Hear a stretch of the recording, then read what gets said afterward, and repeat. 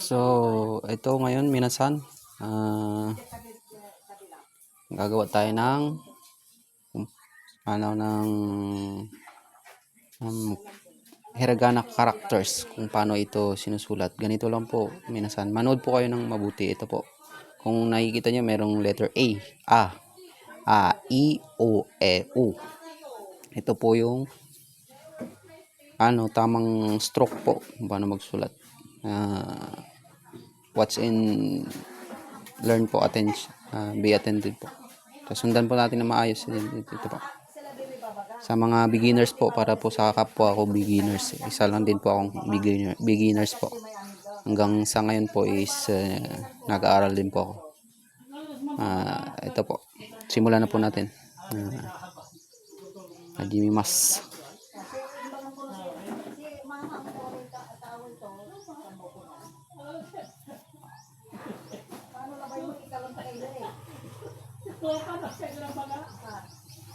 Aman aliwan aamiguhin laman, buman.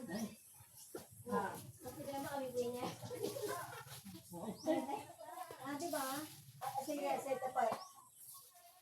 Set tapat, aamiguhin ni man. Sige pa. Aamiguhin ko ni man. Sa Kang kapit-away ko dyan. Shi So Se So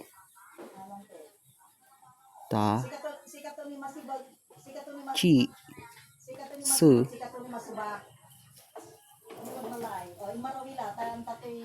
Ito mali tayo, ulitin natin to.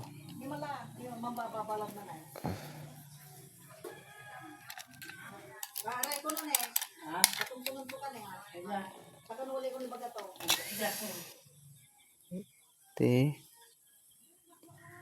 To Gani? Makakalan. Talabay ko may nag-regress ulit tuya. No Ni Ano ba baga?